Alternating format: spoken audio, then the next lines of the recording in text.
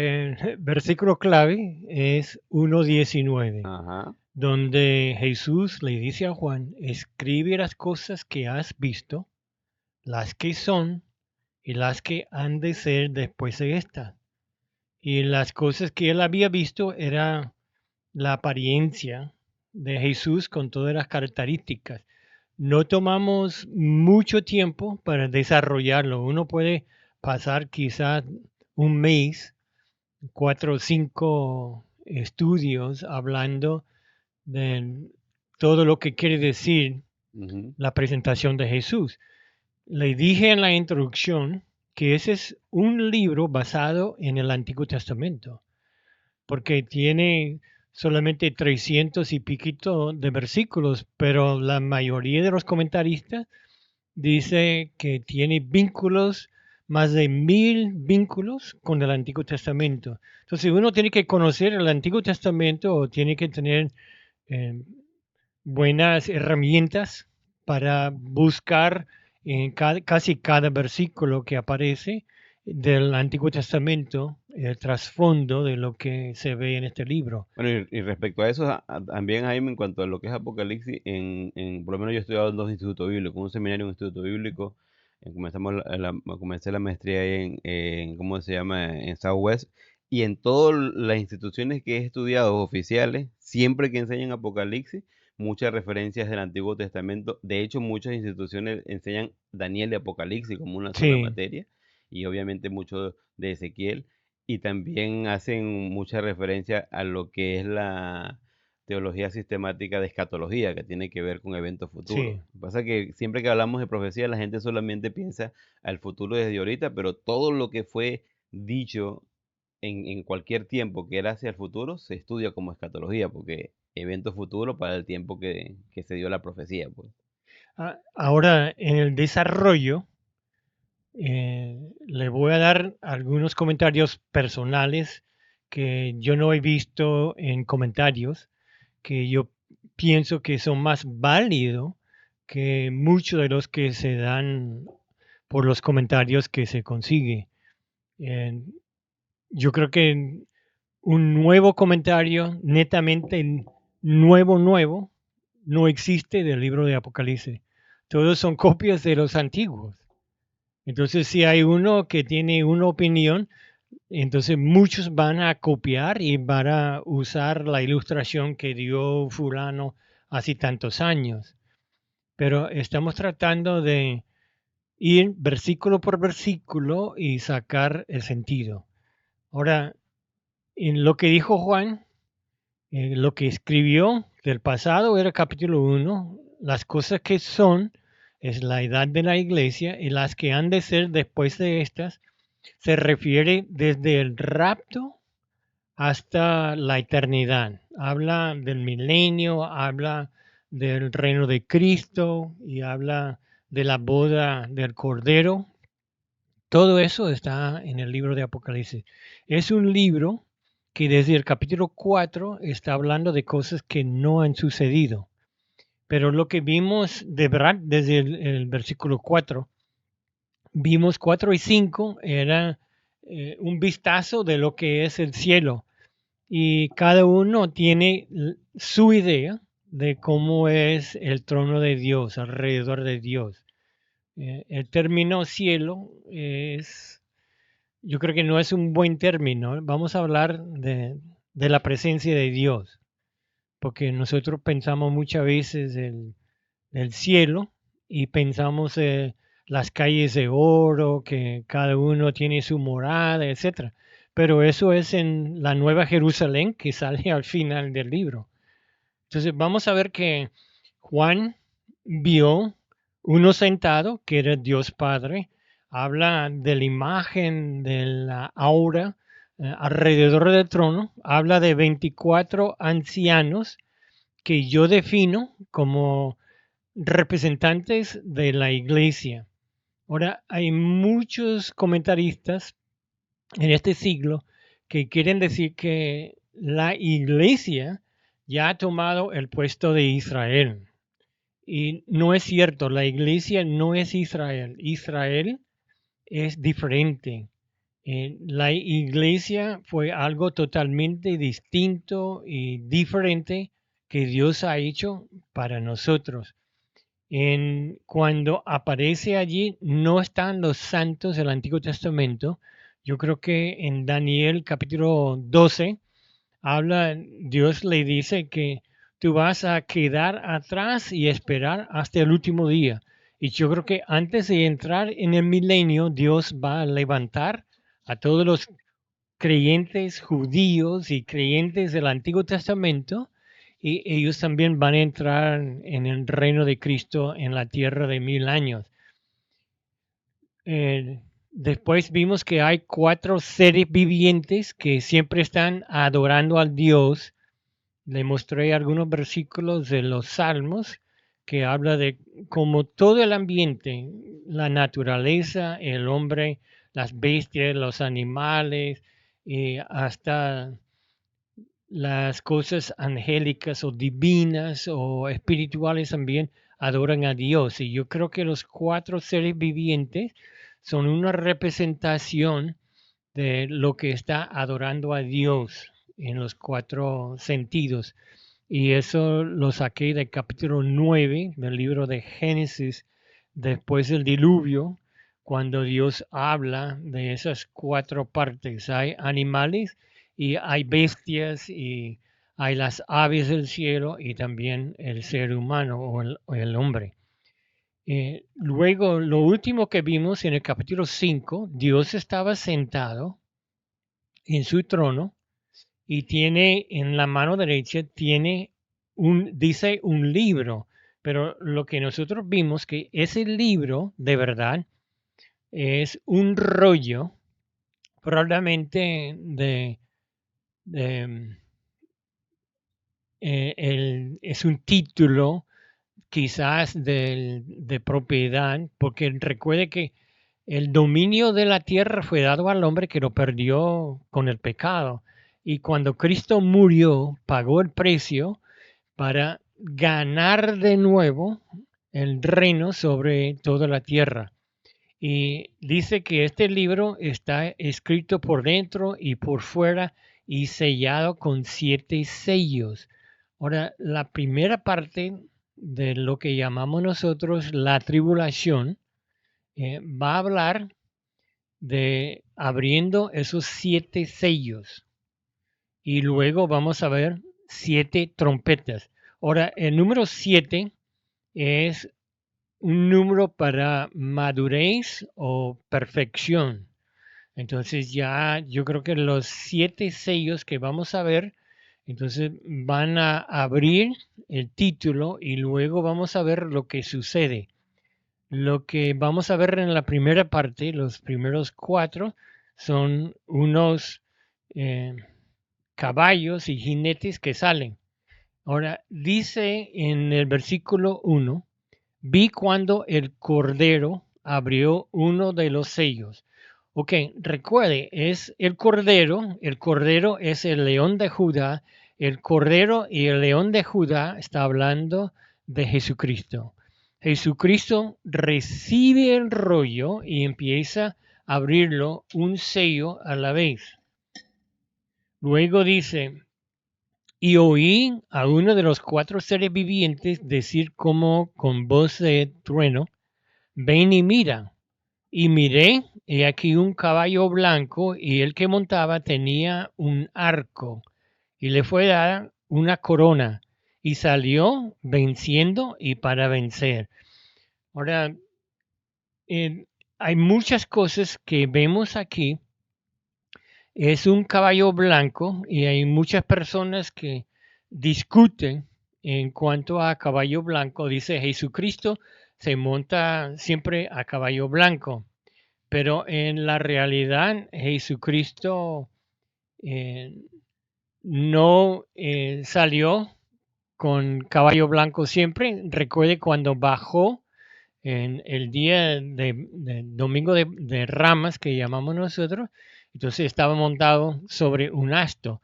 Cuando viene al final de la tribulación, sí, volverá con eso.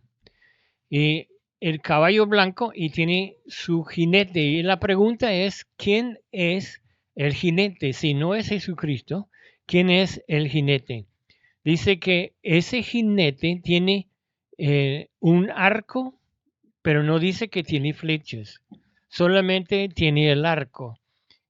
Normalmente el arco representa poder, pero las flechas son las armas. Parece que está indicando que esa persona viene para conquistar, porque el caballo blanco habla de victoria, viene para conquistar, eh, pero de una manera pacífica. Él viene en diplomacia, llevando tratados, hablando con los dos partes, Israel y los que están atacando a Israel. Entonces, eh, obviamente hay como una guerra y ese personaje viene para traer, a ver si consigue paz para todos. Dice que le fue dada una corona. Eso le fue dado es el voz pasivo. Quiere decir que él no lo ganó, no tiene razón, no tiene las armas, pero de alguna forma la gente lo acepta y le da ese permiso de reinar.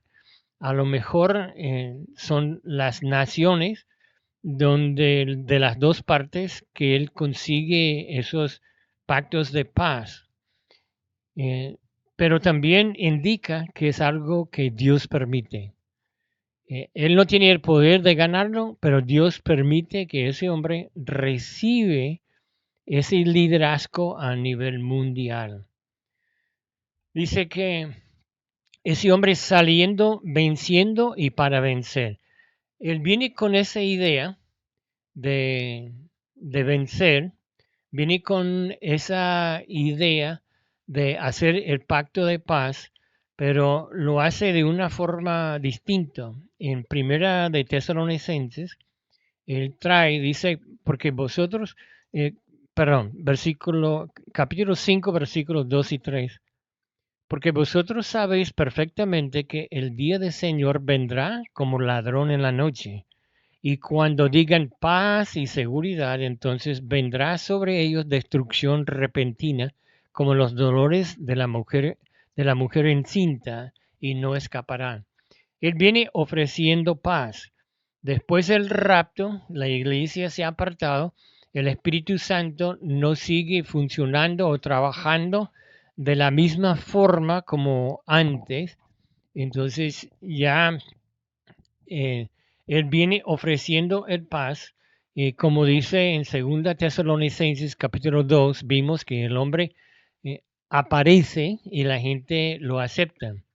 No sabemos si va a ser el día después del rapto durante el mismo mes o si va a pasar algunos años.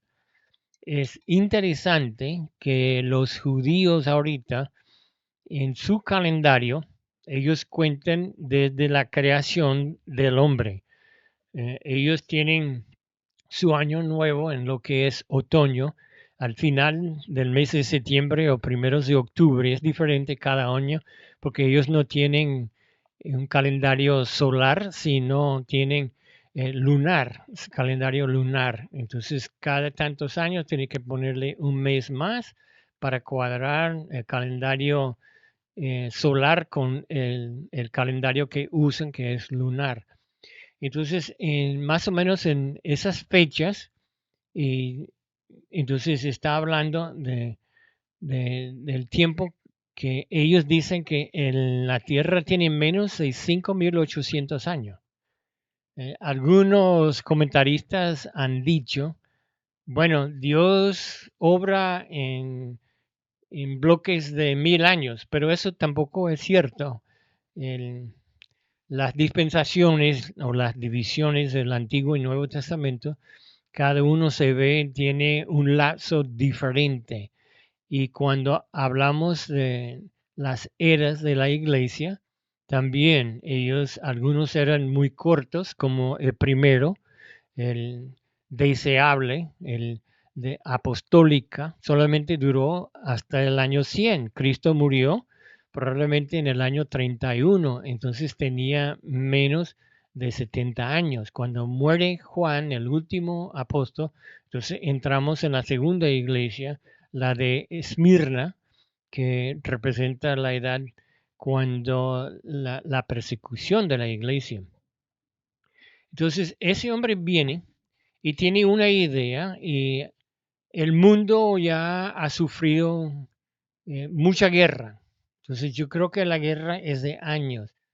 Ahora, muchos están presionando ahorita a Israel a hacer un pacto de paz y dejar de bombardear a los musulmanes que están en la franja de Gaza, pero los enemigos, los terroristas jamás están escondidos en las ciudades, dentro de escuelas, dentro de hospitales, bajo complejos de casas.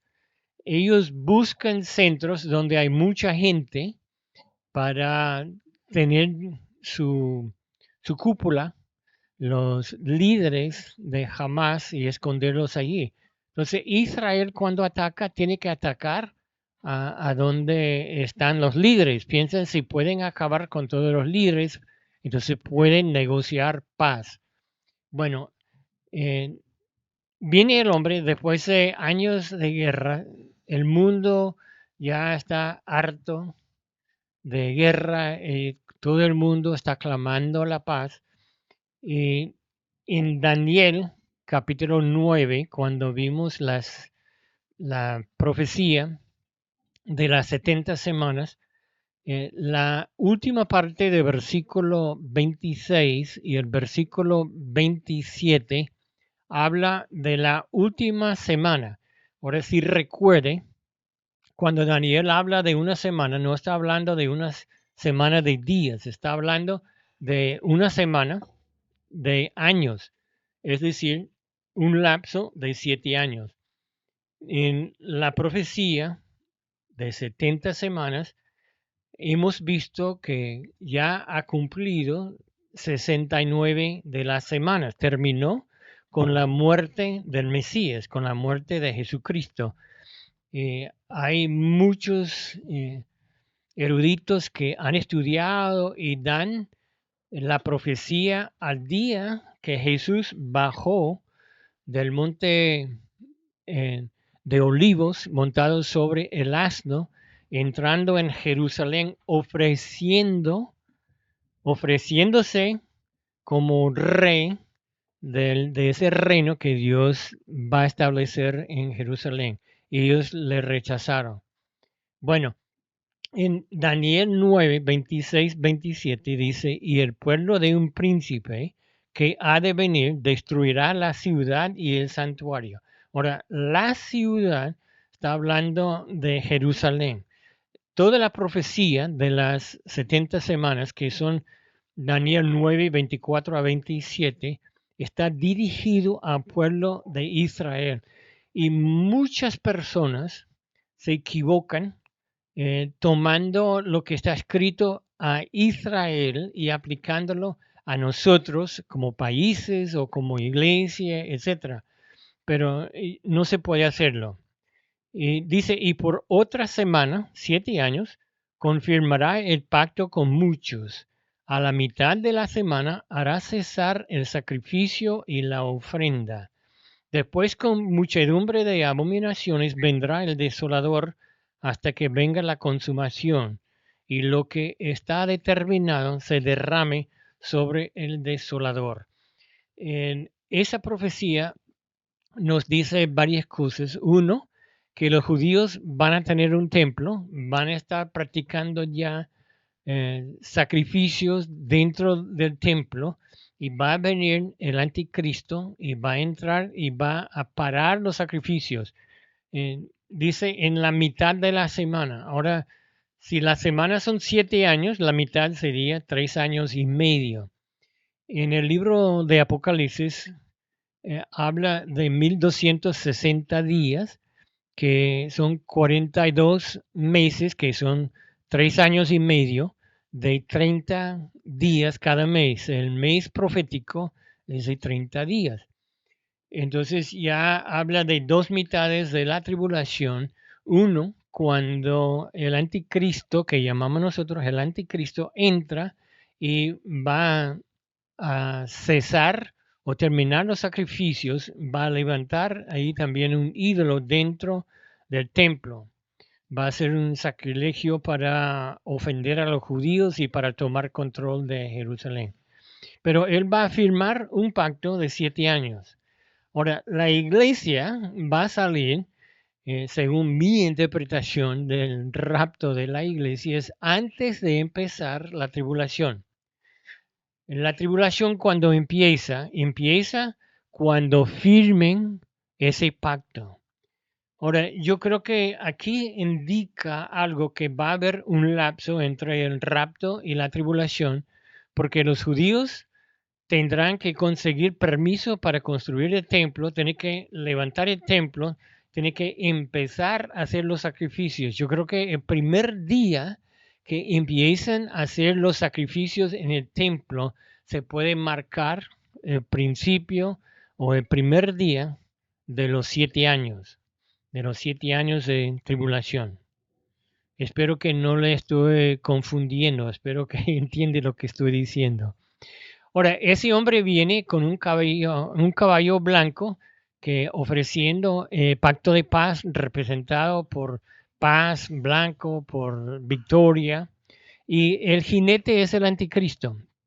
Él viene conquistando por ese pacto de paz. Entonces, cuando el general romano en ese tiempo ganaba un triunfo, él venía montado sobre un caballo blanco, trayendo atrás todos los esclavos que había agarrado, toda la mercancía, el botín que había ganado, etc. Entonces aquí yo digo que es el falso Cristo, no es Cristo Jesús que vemos más adelante. Ahora, en el libro de Daniel capítulo 7, también lo llaman el cuerno pequeño. Y también después le dice que es el hombre de pecado. Una cosa que debemos ver antes de empezar el estudio, o donde vamos ahorita, que en el libro de Apocalipsis no usa el nombre anticristo. Habla más de la bestia. No solamente habla del hombre como la bestia, pero su reino, su poder, sus aliados. Entonces, eso lo vamos a desarrollar más adelante. Pero hay muchas personas que dicen que eso es Jesucristo. Entonces, quería darle alguna base para decir que no es Cristo, sino el anticristo. Primero, ¿quién abrió los sellos de la carta? Fue Jesucristo mismo. Dice que y el Cordero abrió uno de los sellos. Ahora, ese hombre viene con una corona, pero la palabra para corona que se usa para este hombre es Estéfano. Estéfano fue una matica que le daban en los juegos, especialmente los olímpicos, para el ganador.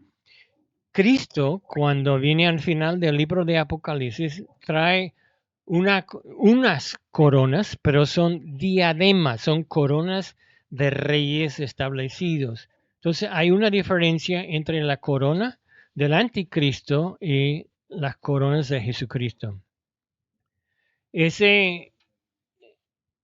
Cuando Cristo viene, Él viene con un nombre escrito. Si recuerde, en el capítulo 19, los versículos 13 al 16, habla de la venida de Cristo montado sobre su caballo y tiene escrito el verbo de Dios y Rey de reyes y Señor de señores. Ese jinete que vemos en el primer sello no tiene ningún nombre. Ese jinete viene venciendo con paz, pero es Jesús que de verdad da paz. En Juan 14:27 dijo, la paz os dejo. Y en Romanos 5:1 dice que justificados pues por la fe tenemos paz para con Dios. Entonces la verdadera paz no viene de un pacto escrito, sino que viene de Jesucristo cuando uno lo recibe como su Salvador. Ese jinete que vemos sobre el caballo blanco trae un arco, pero cuando vemos a Jesús en capítulo 19, él trae una espada aguda y usa la espada de su boca para matar a los enemigos. La ropa de Jesucristo, aunque viene vestido de blanco, está teñido en sangre, porque Él ha derramado su sangre para perdonar nuestros pecados. El jinete anticristo viene para engañar. Él no está, no es un término, el anticristo en el Nuevo Testamento, pero voy a usar este término porque todo el mundo lo conoce como el anticristo. El hombre de pecado viene formando alianzas para lograr la paz y el mundo está agradecido. Ahora, ¿cuánto queda del mundo en ese momento? Es posible que haya otra tercera guerra mundial y sabemos que China, Rusia, Estados Unidos, todos tienen armas nucleares y hay otros países, también Israel tiene armas nucleares y otros países tienen también. Es posible que se acaba todas las personas en esos otros países y lo que queda Jaime, es esa parte de Israel. disculpa ahí que interrumpa, pero ahí para aclarar eso que dice en cuanto al término anticristo, es bueno que lo aclares, que muchas personas, quizás algunos están iniciando por primera vez escuchar este estudio de Apocalipsis y a veces lo escuchan y entienden el término es muy contemporáneo, es muy usado, pero a veces cuando entran en un argumento, no estoy diciendo que se estudia para discutir, pero a veces uno trata de defender su fe y da una explicación y hay otras personas que saben estas cuestiones, como que ese término anticristo no existe. Entonces te rebaten, aunque es un argumento un poquito tonto, y muchas personas como no tienen esta otra información se quedan callados o piensan, bueno, pero lo escuché de Jaime o de otro, entonces todos son mentirosos. Y la Sí. idea es que es casi un sinónimo, se ha vuelto casi un sinónimo anticristo, aunque no aparece quizás en la Biblia, es el más conocido, pues, o es una manera de decirlo y está correcto. Sí, el término que usamos para ese líder mundial que toma, que hace el pacto de paz con Israel y sus enemigos. Sí. Ahora, el término de anticristo se encuentra como 4 veces o 5 veces en las cartas de Juan, Mm. primera y segunda de Juan, pero él está hablando de no solamente el anticristo, sino de muchos anticristos, ¿no? Juan 2:18 Y, dice, hijitos, ya es el último tiempo y según vosotros oísteis que el anticristo viene y es ahora han surgido muchos anticristos. ¿Eh? ¿Ven? Él está hablando que va a haber muchos ujú. antes del rapto. En 1 de Juan 2:22, ¿qué es el mentiroso sino el que niega que Cristo, que Jesús es el Cristo? Este es anticristo, una persona que no quiere aceptar a Jesús, no importa su religión o falta de religión, si niega a Ujú. Jesucristo, él también es un anticristo. Y hay varios otros versículos hasta en segunda de Juan también. Sí, y ahí lo aclaraba también porque es un buen argumento. A veces cuando uno está hablando con otras personas que tienen ideas teológicas y a veces uno solamente corta esa idea preguntándole dónde aparece eso en la Biblia. Entonces es el mismo argumento que usan cuando a veces uno usa términos que ahora son muy conocidos contemporáneos, como que bueno, pero eso no aparece en la Biblia. Y muchas personas que quizás no tienen la formación o el conocimiento que uno tiene después de tantos años de estudiar la Biblia, a veces quedan callados o te hacen dudar pues en tu fe. Entonces por eso aclaraba eso. Es muy bueno que lo aclare, pero es un término contemporáneo, hoy se usa y se aplica correctamente a decir a esta persona que que va a ser la bestia o el falso, ¿cómo se llama? Bueno, Cristo no, o el anticristo. la bestia lo llaman el hombre, Ajá. el falso profeta es otro que Es viene otro, sí. también, sí. Ujú. Yo creo que la diferencia, lo que llamamos nosotros anticristo o la bestia, no es de Israel. Ajá. Él es un gentil, mientras el falso profeta va a ser un judío, quizás un rabí conocido que va a aceptar ese hombre como el Mesías y va a Y le va a dar, hacer hasta sí, milagros. le va a dar hasta autoridad, no Sí. solamente física, sino espiritual. Y eso es un spoiler porque es para la clase del capítulo 13 de Apocalipsis, donde habla, donde aparecen los dos diferentes de bestia. Bueno, ahí pueden leer, los que han leído Apocalipsis, que van con nosotros, más o menos. Mire, es bueno que se lee muchas veces el libro de Ujú. Apocalipsis si quiere entenderlo, o por lo menos el capítulo que vamos a tocar, si puede tomar el tiempo de leerlo antes del estudio y pregunta a los versículos. Cuando uno lee, entonces pregunta, pero ¿de quién está hablando? ¿Por qué está vestido de blanco? ¿Por qué es así, así, así? Y otra cosa que dijiste, y aprovechando que ya abrí este paréntesis, cuando tú hablabas de que, bueno, que aquí en ocasión que dice semana, Juan se está refiriendo en verdad, o Daniel se refiere en verdad en años, me gustó el dato que aclaraste, o volver a aclarar, que cuando hablamos de que Apocalipsis es un libro literal y no, pues, bueno, no espiritual, sino la otra palabra, alegórico, y me gustó que estabas aplicando o explicando eso, porque a veces suena como contradictorio. Bueno, ellos dicen que es literal, pero ahora lo convierten en algo alegórico. Pero no, hay una razón y hay un trasfondo en el Antiguo Testamento que se puede hacer un contexto de eso, de por qué esta semana a la que se refiere se habla de 7 años. Pues no es que por conveniencia lo volvemos literal, por conveniencia lo volvemos alegórico, sino que hay una razón en cuanto la misma manera de interpretar Apocalipsis. Ahora, esos caballos que salen de los sellos Ajá. representan tiempos. Estamos en los primeros días de lo que llamamos la tribulación, los 7 años de tribulación. Y cuando dice estamos otra vez para aclarar, estás diciendo que estamos en el estudio, no En el hoy en estudio, día. no, nosotros no estamos Sí.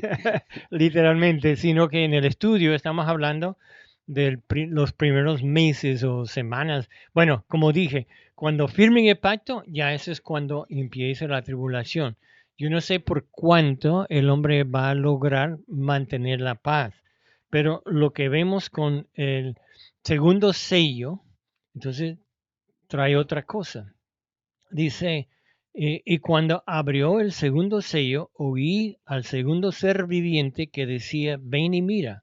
Y salió otro caballo bermejo, y al que lo montaba le fue dado poder de quitar de la tierra paz. Entonces, que se matasen unos a otros, se le dio una espada grande. Eh, aquí la palabra bermejo es rojo, pero es un rojo color de sangre, un rojo como oscuro, pero también, eh, bueno, vamos a ver lo que dice aquí. Ese caballo representa una guerra, porque dice que le fue dado poder de quitar la paz. Cuando no tiene paz, en el sentido de Jerusalén y la zona de Israel, siempre estamos hablando de guerra, guerra con sus enemigos. Entonces ya con el segundo sello, y no sé cuánto dura el paz antes, eso no es la mitad de la tribulación, esos son los primeros meses de la tribulación. Y ese caballo rojo sale representando la guerra y dice que se le dio una gran espada. Recuerde que el primer jinete tenía arco, pero no tenía flechas. Pero ese hombre tiene una gran espada, se le dio, es voz pasivo. Dios le permite tener una espada grande para matar a mucha gente. En, en la palabra bermejo se encuentra varias veces en el libro de Apocalipsis, pero también aparece en el libro de 1 Tesalonicenses 5. Dice que Bueno, el término de ese hombre de guerra, mire, 1 Tesalonicenses capítulo 5 dice, pero acerca de los tiempos de las ocasiones que no tenéis necesidad, hermanos, de que yo os escriba, porque vosotros sabéis perfectamente que el día del Señor vendrá así como ladrón en la noche. Ahora, muchos hermanos de las iglesias usan ese término, el día del Señor, hablando del domingo. Pero el término bíblico, el día del Señor, habla de un tiempo cuando Dios va a derramar su ira contra los enemigos aquí en la tierra. También se llama el tiempo de problemas o de angustias de Jacob. Está hablando de un tiempo donde Dios ya con Israel va a derramar su ira y ellos van a sufrir. Dice que el día del Señor vendrá como ladrón en la noche cuando digan paz y seguridad. Recuerde el primer caballo, paz y seguridad. Entonces vendrá sobre ellos destrucción repentina como los dolores a la mujer encinta y no escaparán. Entonces esa palabra rojo es el color de sangre, pero también ese tiene la idea de cómo está encendido, como un fuego atrás de ese color. Y muchos dicen que eso es lo que se ve en la guerra, que cuando empiezan a pelear y algunos piensan que con las armas que tenemos nosotros hoy en día, las bombas atómicas, etcétera, entonces va a haber mucho rojo, mucho muerte también. Dice que le fue dado para quitar la paz de la tierra. Eh, Otra vez quiero decirle que Dios permite eso. Ahora, el propósito del, del libro o de la tribulación es para volver a Israel a creer en Dios y volver a buscar a Dios. Dios ama a Israel y quiere que Israel le busca, que le sirve, que sean sus siervos. Eh, Hoy día, cuando dice que se matasen unos a otros, ya vemos muchas guerras en las noticias, uno en Ucrania, había otro en África, ya sabemos que en Israel con la franja de Gaza y eso, y dice que le fue dado para matar unos a otros. Está hablando de hombres en guerra, no es que Dios viene con una espada y mata, no, Dios va a permitir que los hombres se atacan uno al otro y empiecen a cambiar. El anticristo cambia su arco sin flechas para una espada para atacar y tratar de mantener su posición, porque él tenía corona, recuerde. Entonces ya le fue dado ese poder. La- Ahora, versículo 5, capítulo 6, versículos 5 y 6. El tercer sello es un caballo negro. Cuando abrió el tercer sello, oí al tercer ser viviente que decía, ven y mira. Miré, y aquí un caballo negro, y el que montaba tenía una balanza en la mano. Y oí una voz en medio de los cuatro seres vivientes que decía, 2 libras de trigo por un denario, y 6 libras de cebada por un denario, pero no dañes al aceite y el vino. Siempre cuando hay guerra hay escasez. Cuando hay escasez viene ese caballo de color negro que representa el hambre en la tierra. Entonces ya después de empezar la guerra empieza el hambre. Cuando habla de 2 libras de trigo por un denario y 6 libras de cebada por un denario, en el tiempo de Jesús se podía comprar, el tiempo que Juan escribió ese libro también, los primeros 100 años en Israel, por un denario, que era el salario de un obrero, podía comprar 10 kilos de trigo o 30 kilos de cebada. Entonces se nota que esa escasez hace aumentar el precio y la gente no tiene para comprar suficiente comida para mantener la familia. Se lleva, eh, se decía que es suficiente quizás por una persona lo que se puede comprar con el denario, con el, el sueldo diario, digamos. Cuando la Biblia habla de tener que comprar por peso, porque normalmente se compraba por volumen, se habla de, de muchas medidas en el Nuevo Testamento y también en el Antiguo Testamento, eran cestas o eran sacos de cierto tamaño. Ahora la comida es tan preciosa que lo van a poner en balanza y venderlo por el precio que ellos establecen. Y el gobierno a lo mejor tendrá que entrar y poner el control de precios. Cuando hay control de precios, entonces los que siembran y cosechan dicen, mire, no vale la pena, prefiero quedar con mi cosecha y yo comerlo solo en vez de regalarlo al gobierno para regalarlo o venderlo a otras personas. Y eso es lo que sucede cuando tratan de establecer un precio.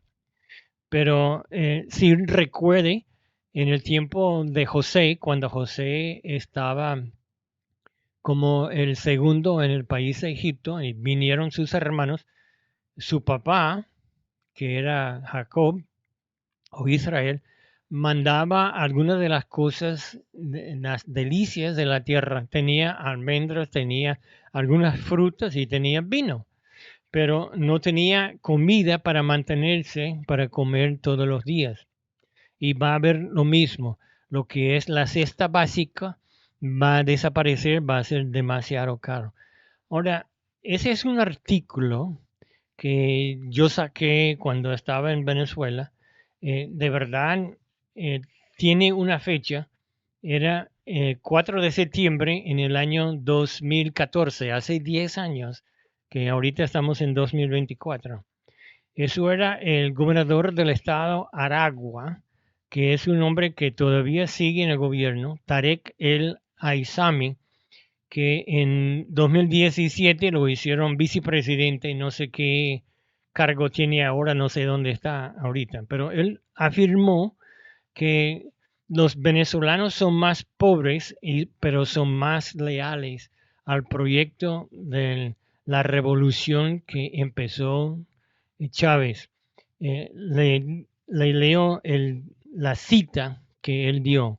Mientras uno más consigue pobreza, hay más lealtad a la revolución y más amor por Chávez. Mientras el pueblo es más pobre, es más leal al proyecto revolucionario. Esa es la mentalidad de los dictadores. Ellos causan muchas veces escasez porque dice que los pobres son más leales a su gobierno cuando están sufriendo. Eh, ya sabemos que en Venezuela en los últimos años han sufrido mucho, pero era parte del plan del gobierno en el principio y luego perdieron el control porque destruyeron todo lo que era el sistema agropecuario para producir. Entonces ya pasó más allá de lo que era. Todavía no dañes el aceite ni el vino, entonces todavía tienen cosas. Miren, los ricos tienen su comida. Es interesante, ¿no? Los ricos tienen su comida, pero los pobres no tienen para sostenerse. En el versículo 7 y 8, el cuarto sello, cuando lo abres, sale un caballo, dice que tiene un caballo amarillo. Voy a leerlo. Cuando abrió el cuarto sello, oí la voz del cuarto ser viviente que decía, ven y mira. Y miré, y aquí un caballo amarillo. El que lo montaba tenía por nombre Muerte, y el Hades le seguía, y le fue dada potestad sobre la cuarta parte de la tierra para matar con espada, con hambre, con mortandad y con fieras de la tierra. En el griego, la palabra amarillo es la palabra clorofila, que habla del color que es amarillo, pero verdosa. Es el color que se pone un cuerpo de un ser humano después de como 2 o 3 días de haber muerto. Entonces empieza a cambiar el color de su cuerpo y es el color de ese caballo que sale. Empezamos con paz, luego la guerra. Con la guerra vino hambre y después de la hambre viene la muerte. El que montaba tenía por nombre muerte y el Hades le seguía. Es el único jinete de los 4 que trae un nombre. El muerte reclama el cuerpo. Habla de la separación del alma del cuerpo. Y el Hades reclama el alma de los muertos. Entonces vienen, ya mueren las personas y luego están llevados a Hades, el lugar de los muertos. Entonces la parte inmaterial va también más allá a Hades. Hades no es el lago de fuego, pero es el sitio donde van los muertos que no tienen a Cristo. La última parte del versículo 8 dice, le fue dado potestad sobre la cuarta parte de la tierra. Y la cuarta parte dicen que ahorita alrededor de 8.000 millones de personas. ¿Será que la cuarta parte son 2.000 millones de personas que van a morir en un lapso corto? Yo creo que ni podemos pensar en la cantidad de personas y muertos que habrá cuando eso sucede. Y más adelante, yo dije que empezamos con 8.000 millones, muere la cuarta parte, le quedan 6.000 millones. En el capítulo 9 vamos a ver que la tercera parte de los hombres mueren. Ahora, la tercera parte de los 6.000 millones es 20.000 millones otra vez. Entonces le queda, empezando con 8.000 millones, después del capítulo 9 va a haber solamente 4.000 millones. Solamente por esas 2 plagas que vamos a ver. Y durante el tiempo hay otros que están muriendo también. Y vamos a ver que cada eh, trompeta, cuando toca la trompeta o con el sexto, el sexto sello, séptimo sello, no, yo creo que el sexto sello, vamos a ver que vienen terremotos y cosas de la naturaleza que también va a matar a mucha gente. Bueno, mire cómo él mata. Primero, mata con la espada. Quiere decir que tienen armas. Van a matar con armas.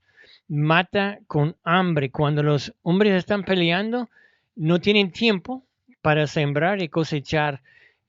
Muchos de los ejércitos, cuando pasen por terreno del enemigo, toman todo lo que pueden de la cosecha y destruyen lo que queda para que el enemigo no tenga después para sostenerse. Dice por mortandad.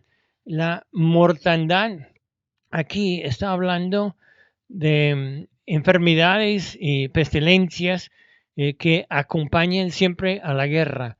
El agua contaminada por los muertos, eh, hay muchas enfermedades que vienen por ellos, entonces mucha gente van a morir como resultado de la guerra, aunque ellos lograron sobrevivir el ataque, después por el hambre ya su sistema no aguanta, no resiste las enfermedades y van a morir por eso.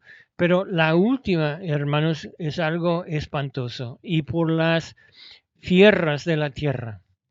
Yo recuerdo que algunos de los hermanos de Venezuela, de Puerto Ayacucho, empezaron a contarme que allí cuando había ese problema tenaz de, del hambre en la tierra, una de las cosas que vieron que los desaparecieron las mascotas, los perros, parece que los animales, los tigres, que llamamos nosotros los tigres, que son pumas y, bueno, otros animales que entran y comen la mascota también y empiezan a matar y hasta empiezan a atacar a los hombres porque ellos también tienen hambre. Entonces no hay tiempo para enterrar a los muertos. Los animales empiezan a comer los cuerpos y luego cuando tienen ese sabor de la carne humana, entonces empiezan a atacar a los hombres y matarlos también. El quinto sello es algo que yo creo que tenemos que verlo bien para entenderlo. Dice, cuando abrió el quinto sello, vi bajo el altar las almas de los que habían sido muertos por causa de la palabra de Dios y por el testimonio que tenían. Y clamaban a gran voz diciendo, ¿hasta cuándo, Señor santo y verdadero, no juzgas y vengas nuestra sangre en los que moran en la tierra? Y se les dieron vestiduras blancas y se les dijo que descansasen todavía un poco de tiempo hasta que se completara el número de sus consiervos y sus hermanos que también habían de ser muertos como ellos. Ese altar que nombra aquí es el altar donde ponían el incienso, estaba delante del trono de Dios. En el templo y el tabernáculo había un velo que separaba, pero en el cielo no hay ese velo. El velo se ha sido quitado. Pero esos se mueren. ¿Quiénes son estos que están en el cielo hablando con el Señor?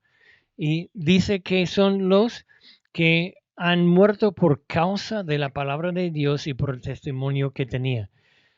Yo creo que vas a ver más adelante que parte de mi teoría que el ejército o las personas que van a atacar a Israel se están formados de los países que eran parte de los países que dominaron a Israel en la antigüedad, en el tiempo más o menos entre el tiempo de Daniel o antes de Daniel, desde el tiempo de Egipto dominando a Israel hasta terminar con los romanos.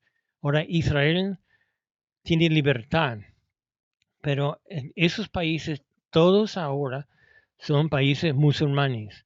Ellos están esperando un gran líder, ellos lo dicen el gran Mahdi, que es el 12º imán, el líder que va a unir a todas las facciones, a todas las, digamos, denominaciones de musulmanes en una sola y ellos van a atacar a Israel.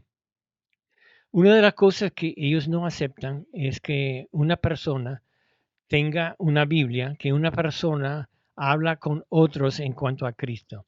Yo creo que lo que vemos aquí son una de las pruebas. Algunas personas han dicho en la antigüedad, mire, eh, después del rapto nadie va a recibir a Cristo.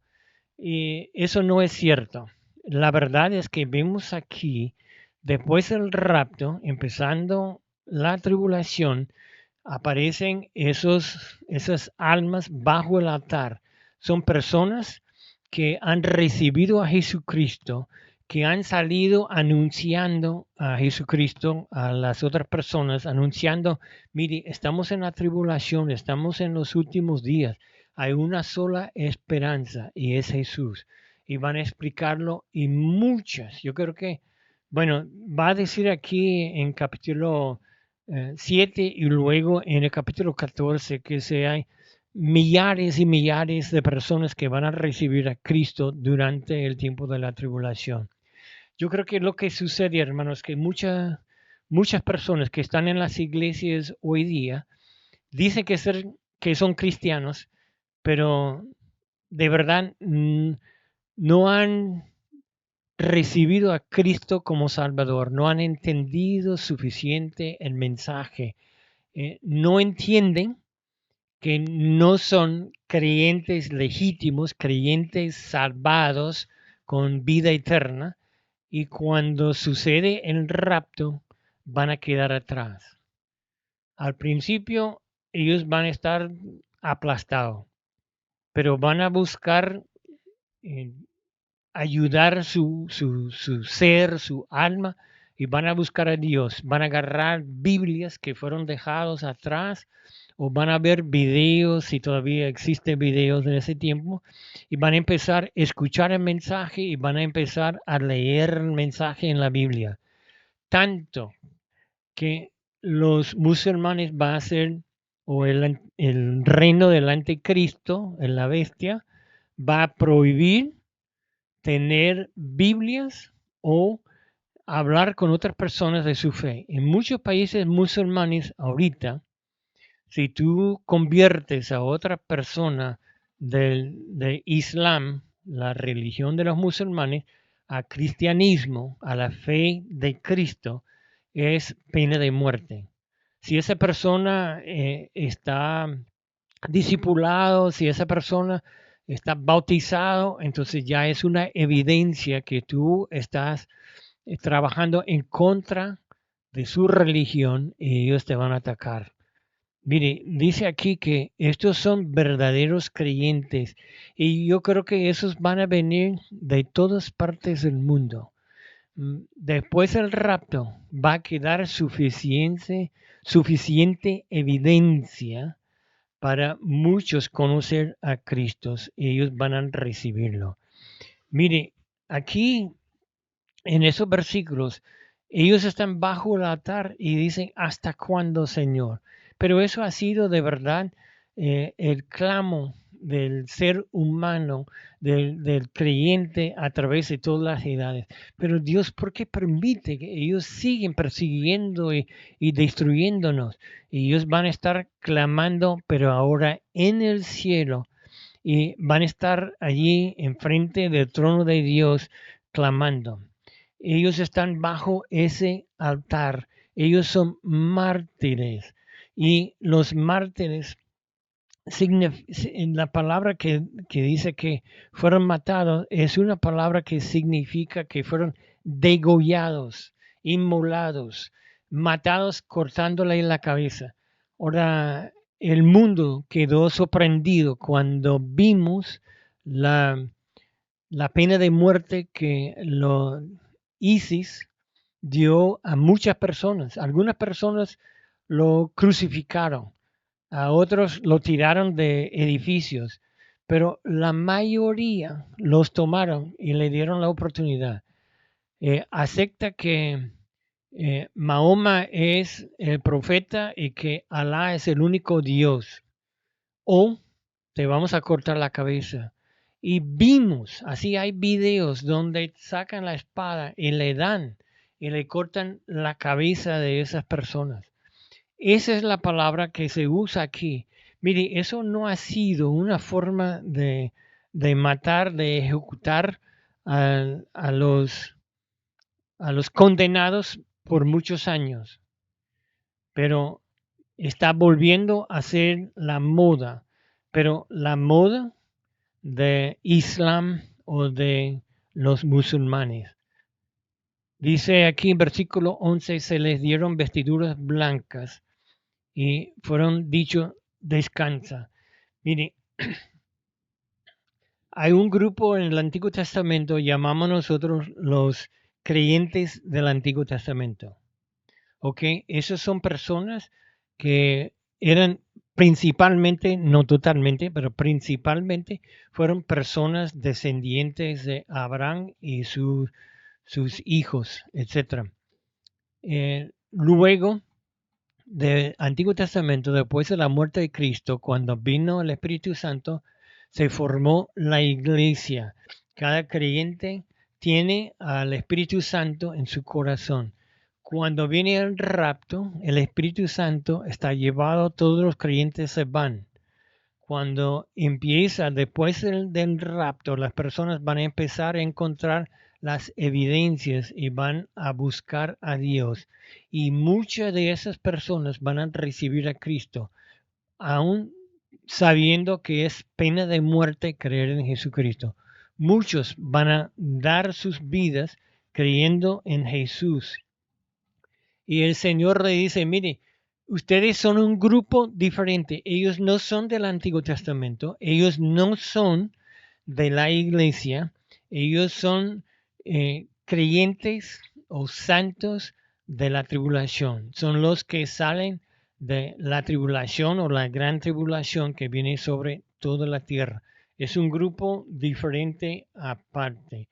Ellos van al cielo, su alma va al cielo, pero tiene que esperar. Entonces el Señor dice que dale su vestidura, dale allí su vestidura blanca. Quiere decir que ellos ya están en presencia de Dios, purificados y esperando que se termine la tribulación. Estamos en la primera parte de la tribulación cuando eso sucede. Mire, Juan escribió en capítulo 14 las palabras de Jesús. Miren lo que dice Jesús. No se turbe vuestro corazón. Creéis en Dios, creed también en mí. En la casa de mi Padre muchas moradas hay. Si así no fuera, yo os lo hubiera dicho. Voy pues a preparar lugar para vosotros. Y si me fuere y os prepare lugar, vendré otra vez y os tomaré a mí mismo para que donde yo estoy, vosotros también estéis. Y sabéis a dónde voy y sabéis el camino. Y le dijo Tomás, Señor, no sabemos a dónde vas. ¿Cómo pues podemos saber el camino? Jesús le dijo, yo soy el camino, la verdad y la vida. Nadie viene al Padre sino por mí. Hay un solo camino al cielo.